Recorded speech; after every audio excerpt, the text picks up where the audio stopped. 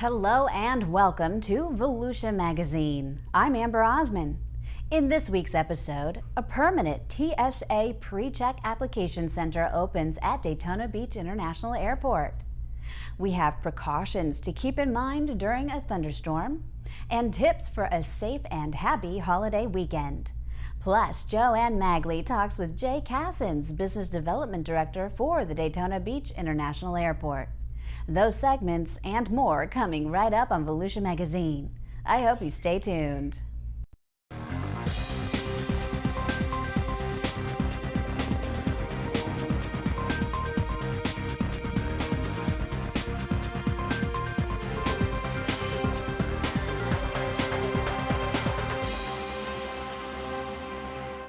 The Federal Transportation Security Administration, or TSA, has opened a permanent pre-check enrollment center at Daytona Beach International Airport. The new center opened July 1st and is located on the first floor of the airport to the left of the baggage claim area. TSA Precheck allows participating flyers to experience a more efficient airport screening process by leaving on shoes, light jackets and belts, and leaving laptops and compliant liquids in carry-on bags. Passengers interested in TSA Precheck must pre-enroll and schedule an appointment at the website identtogo.com/Daytona. Then, during the on-site enrollment at Daytona Beach International Airport, applicants must show documentation proving identity and citizenship, and then will be fingerprinted for a background check. The $85 application fee can be paid by credit card, money order, company check, or certified cashier's check. Cash and personal checks are not accepted. Currently, the closest enrollment center is in Orlando. Jay Cassens, Director of Business Development for Daytona Beach International Airport, will have more on the TSA Enrollment Center coming up later on in the program. Leaders from Volusia County broke ground this week on the new Tom Stead Veterans Memorial Bridge, commonly known as the Orange Avenue/Silver Beach Avenue Bridge. Veteran groups and community members were on hand to celebrate the start of the new construction phase of the new high-level, multi-arch concrete bridge, which will replace the existing drawbridge that is more than 60 years old. This was a great partnership, and it was all spearheaded by the county council led by Josh Wagner in setting up a project advisory committee from the get-go to ensure that all the various interests, from veterans to fishermen to handicapped to bicyclists, were fully involved. To come up with a design, community leaders engaged more than 2 years of public participation. Design elements incorporate recognition of our veterans, as the bridge is also meant to serve as a memorial for veterans and will include plaques at 28 scenic overlooks commemorating conflicts in America's military history. Started as, let's have a central location that everybody can come to, the veterans and people that want to pay their respects to the veterans.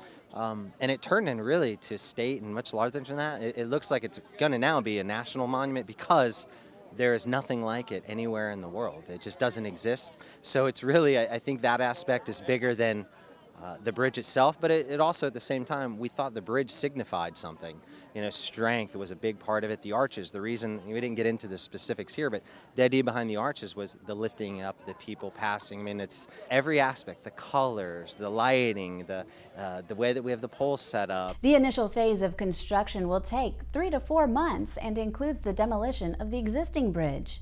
As early as August, the laying of the foundation, which involves the driving of 225 concrete pilings, some measuring 30 inches square and 100 feet long, into the riverbed, is expected to begin and continue for approximately 10 months.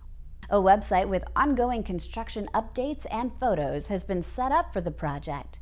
That website is volusia.org/Veterans Memorial Bridge.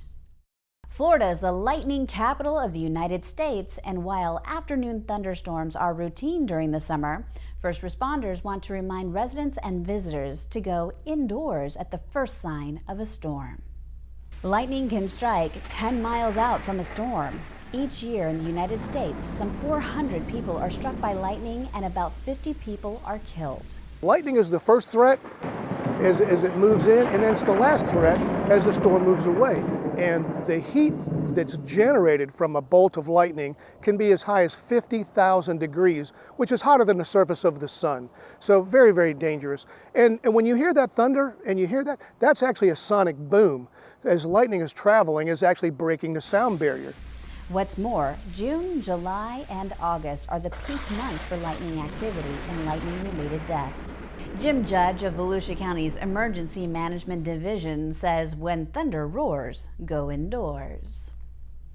Even as far away as 10 miles from the center of that thunderstorm, you have the potential to be struck by lightning. So it's very, very serious that you head indoors as soon as you hear the rumble, as soon as you hear that thunder, to take shelter immediately. Now, what is a safe place to go?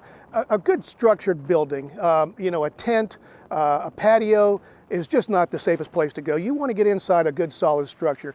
Also, what works well is getting in your vehicle, a good solid roof.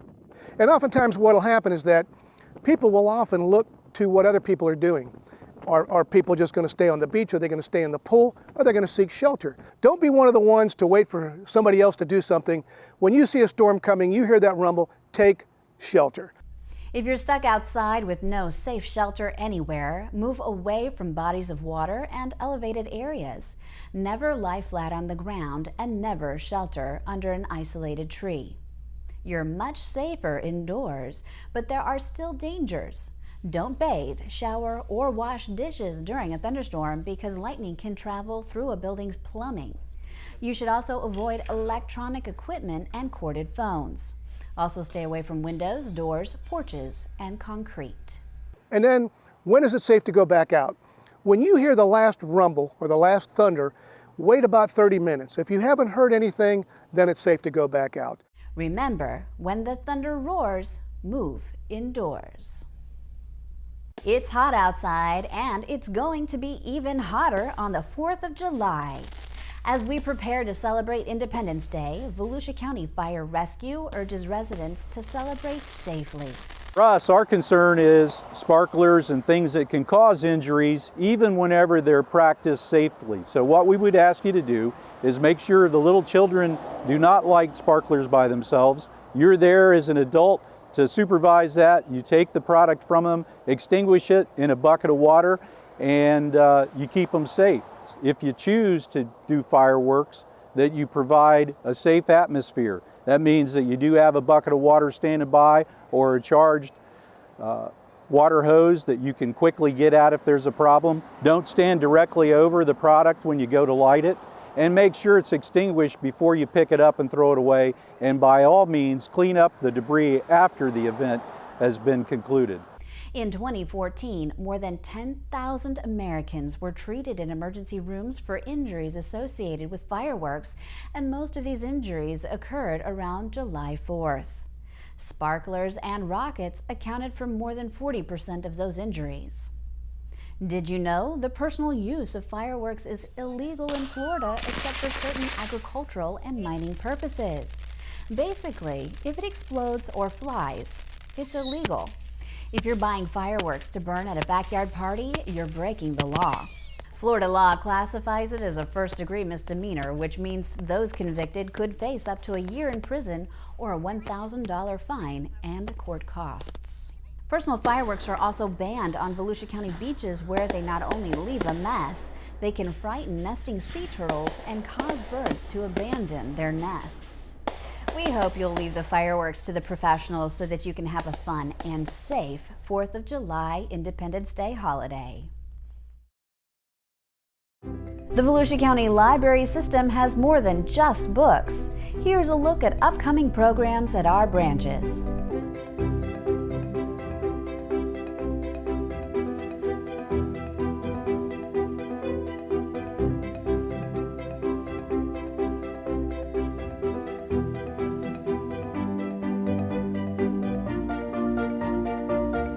For more library events, visit volusialibrary.org.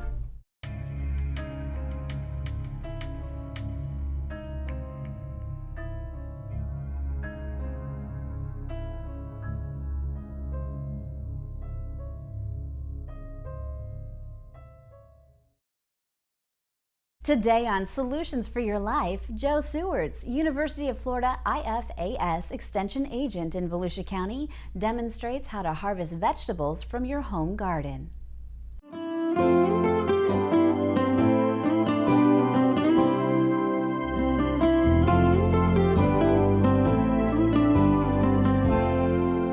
Welcome to Solutions for Your Life. I'm Joe Sewards. I'm the Urban Horticulture Agent and Master Gardener Coordinator here in Volusia County for the University of Florida IFAS Extension.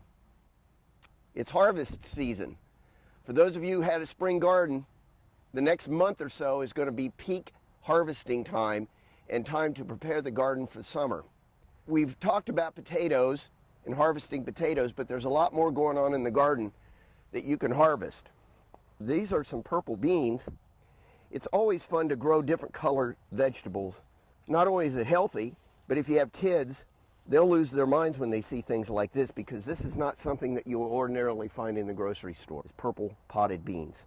So here we are in our outdoor classroom. I've been busy in the garden harvesting some things I'd like to show you. And I did this in about 10-15 minutes. And that's about all I want to do because it's hot out there today in the sun. But just to give you an idea, some of the stuff I was able to harvest, and believe me, there's lots more. We've got some French fingerling potatoes here that I dug for new potatoes, because these are going to have very thin skins. I harvested them while the plants were still alive, and the rest I'm going to cut the tops off, and I'm going to leave them in the ground for a week or two, let them harden off, so that way I can put them in the refrigerator and they'll keep nicely. So here's some hydroponically grown Swiss chard. It's another one of those colorful vegetables that I like to grow, and if you have kids, that's a good idea too, because kids love to see colorful things. Here's a head of hydroponically grown red leaf lettuce, and here is some curly kale that we grew in hay bales. Beautiful plant there. That's enough for a family meal at the end of the day. Here's some green leaf lettuce, also hydroponically grown. Here are some beans. I can't call them green beans because they're variegated. They are green, but they also have some purple stripes in them. Again, one of those interesting things to grow in the garden. Here's a white carrot. I got plenty more of those coming on too. I've also got the traditional orange carrots. I've got some purple carrots over there too. Again, the kids love that. Here is a yellow zucchini squash. And here we've got a variety of colored potatoes. Here's your typical red-skinned potato. That's red Lesota. This is a blue potato called Adirondack Blue. But this is just an example of this morning's harvest. There's a lot more to harvest out there. So don't get the idea that you have to harvest all your vegetables at once. Harvest what you're going to eat in a day or two, and go right back out and harvest some more, and that way you've got a constant supply of nice, fresh, homegrown vegetables. If you have questions, you can call us here at the Extension office. Our phone number is area code 386-822-5778, or you can visit us on the web at volusia.org/extension. With Solutions for Your Life, I'm Joe Sewards. Here's a look at some events happening around Volusia County.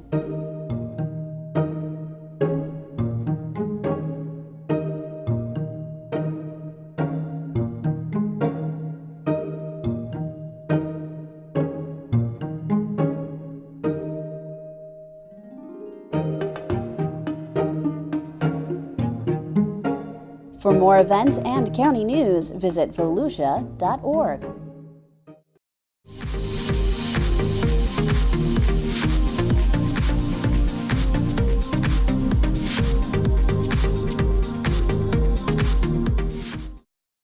And now it's time to go into the studio and join the Director of Community Information, Joanne Magley, and her guest, the Director of Business Development at Daytona Beach International Airport, Jay Cassens. Thanks, Amber. Well, the county-run Daytona Beach International Airport is a major economic development asset for all of Volusia County, not only because of passenger traffic in and out of the terminal, but because of the businesses that lease space on airport property. So joining us today is Jay Cassens, Director of Business Development for Daytona Beach International Airport. Hi, Jay. Hi. Thanks for being here today. Thank you. So the county-run airport continues to experience month-over-month traffic passenger increases, and May was no different. Yes, in May we saw a 10.5 increase in passenger traffic. This makes 5 consecutive months of double-digit increases for passenger traffic and 7 consecutive months for passenger traffic increases in general. So things are looking very well. Hopefully we see those increases continue into the summer months. And I know one reason for the increase in passenger traffic is that the airlines are actually offering up more seats. Yeah, we've actually seen an increase, obviously with capacity because of the addition of JetBlue January 7th, but we've seen Delta also increase their capacity in the summer months by 500 seats. And we saw Delta load factors increase last month in the month of May by 4%, from 91% to 94% this year, so that's very positive. What makes the difference between when air carriers decide to add, I guess, larger planes, which is the added capacity? Well, they usually are responding to increased demand for the service out of Daytona Beach. Probably they're evaluating what took place last year and looking ahead to this year. So they're responding to the trends and what took place last year. So Jay, a big part of your job is recruiting new service and new airlines to the area. And I know a lot of people come to you and say, oh, get a flight to this city or to that city. But what really matters most to the airline that you're trying to recruit? Well, it's important that there's demand there for the new city that we're discussing, and also the demand to travel to Daytona Beach. So while someone may have relatives in a particular area, it's really about being able to fill that aircraft on a consistent basis, at least 3-4 times a week, at 80% load factor, and then maybe even daily. So, looking at the numbers, we have to really evaluate where that demand is, where passengers are going now, and we're able to obtain that for passengers that are traveling through Atlanta and Charlotte and JFK.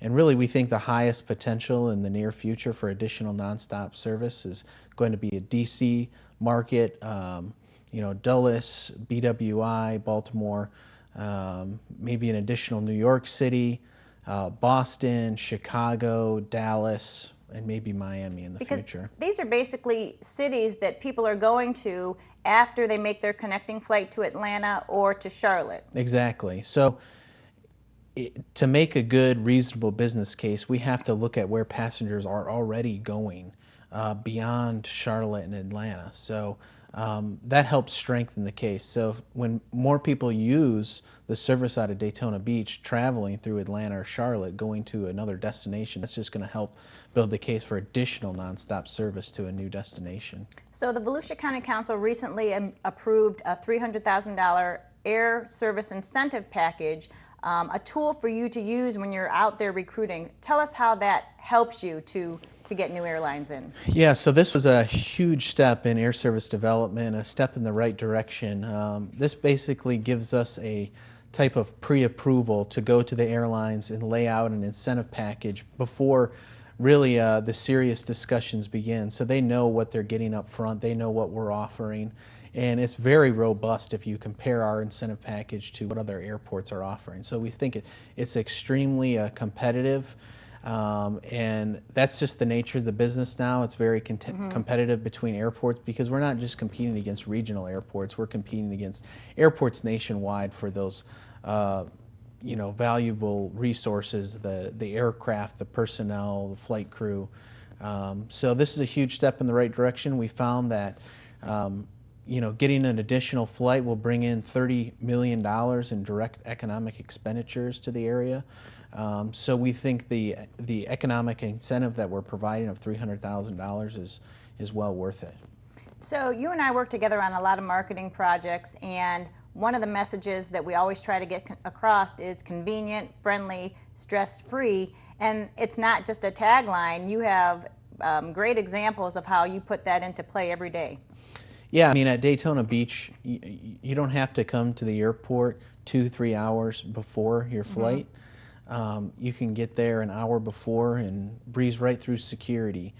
All the parking, long-term and short-term, is all within walking distance. It truly is like being on vacation. If that's where you're starting your vacation, you're really starting it at the airport because it's that kind of experience. It's really a boutique airport, and it's an experience that you can't get in a larger facility. And one of the convenience factors is that we have not only a TSA Precheck line in security, but which just started July 1st, we have an enrollment center for TSA. So tell us a little bit about that. Right, so TSA Precheck is really a great program. We offer it here at Daytona Beach. It's a separate line from your standard security line. It's offered at most of the airports around the country. Whether you're traveling to Detroit, Chicago, JFK, you can use the Precheck line, and there's only maybe 20 to 50 people in that line compared to potentially waiting an hour to get screened. You're able to leave on your shoes, your belt, your coat, and just breeze right through security. It's such a nice feature. It's $85 for 5 years. And the great thing is you can come and get signed up at Daytona Beach International Airport right now. All you have to do is go online and fill out your application, then you come in, get your fingerprints done. It's only a 5-10 minute process, so it's really worth it. Yeah, so security at Daytona Beach International Airport has always been quick. This will just expedite it even more for people who choose to be TSA. But I guess the point is now that we have the enrollment center at our airport, our local residents and even people that live in Central Florida don't have to drive far to enroll in the program. Right, so you don't have to go to Jacksonville or Orlando to enroll in the program. You can come right here to Daytona Beach, and it's not that you only get to use it here, the Precheck program in Daytona, but you can use it at your destination. It's a huge benefit. Okay, let's talk now about the financial picture for the airport. It's not operated with ad valorem taxes. You're an enterprise fund, which means you have to operate like any other business. So tell us how that works. So all the money that we generate, all the revenue that we generate at the airport gets reinvested into the airport, into projects, into airfield projects, into upgrading the customer service experience at the airport. Everything that we spend everything that we collect has to stay on airport. It's not distributed throughout the county in various projects. So we have to operate it like a business. So we get a lot of our revenue right now directly from the airlines, but we also get a large majority from the tenants that lease land from us. And we have about 70 tenants right now. So there's various streams of income between the car rentals, the parking, the food, the gift shop, and then the leases that we have. We use all that money and it all gets invested in the airport terminal. And obviously one of your biggest tenants is Daytona International Speedway, as well as Embry-Riddle Aeronautical University. Tell us a little bit about the partnership with those really major businesses and how it helps feed the I guess the economic development of the area and the airport. I think we all play an integral part into economic development between the Speedway, the airport, and Embry-Riddle. Each has its own unique place in economic development. And, the airport needs Embry-Riddle, the Embry-Riddle needs the airport. You look at the research park that they currently have planned and is under construction. That is supported by Daytona Beach International Airport through the fence agreement. So they're able to access the airport from their land, the land that Embry-Riddle owns, but they're able to access the airport through the fence. And that was a partnership between Embry-Riddle and the airport and DOT to help construct that project. So that's getting on its way, and it's going to be very positive for the community and Embry-Riddle. Another topic that you and I have been working on to educate people about is the topic of recreational drone use. So what do you want people to know who have a drone and operating it around the airport? Right, so if you're a recreational drone user and you just got a drone from Amazon or your local hobby store, if you're planning on operating it within 5 nautical miles of the airport, you have to provide notification not only to the airport but the FAA control tower. And the airport, along with the county, has developed a website that if you're within that 5 nautical miles, that you just go online, you fill out your form, and you submit it to the airport, and your notification to the airport has been fulfilled. So that's really an important part, and it's not just a notification web page, but it's an educational and resource page for drone users. And it's important because just in case something happens with your drone, you lose control of it for whatever reason, it's important that the airport is aware at least of this operation. Yeah, the notification process allows the airport to provide additional notification to the aviators that are using the airspace to warn them that there may be drone usage in a certain portion of that 5 nautical mile ring.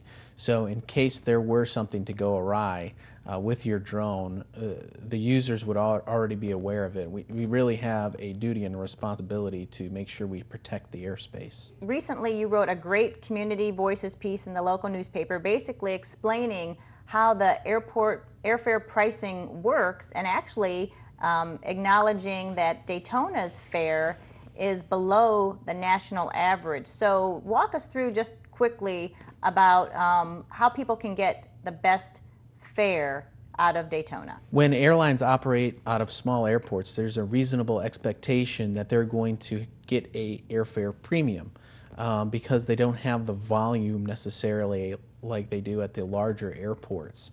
So typically you can see prices as much as $50 to $100 higher than a larger facility.